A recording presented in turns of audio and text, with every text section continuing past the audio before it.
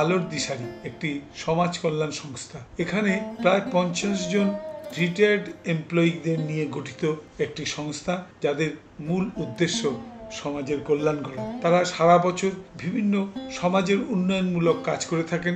তার মধ্যে দুস্থ মানুষদের পাশে দাঁড়ানো, বন্যার্ত মানুষের পাশে দাঁড়ানো, রিটায়ার্ড এমপ্লয়িজ যাদের দেখবার কেউ নেই তাদের পাশে দাঁড়ানো, বৃক্ষরোপণ করা, দুস্থ মানুষদের বস্ত্রদান করা এবং সর্বোপরি বিভিন্ন সমাজের পিছিয়ে পড়া লোকেদের সাহায্যার্থে তারা কাজ করেন সারা বছর। আলোর দিশারি এটি কলকাতায় অবস্থিত।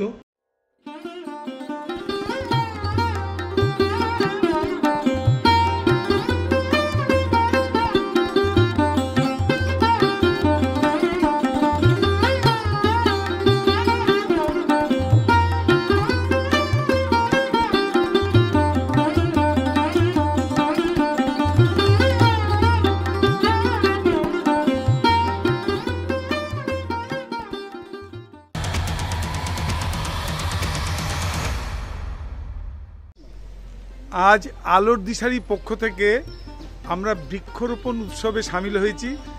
জায়গাটা হচ্ছে আমাদের নৈহাটি হেলথ ইউনিট।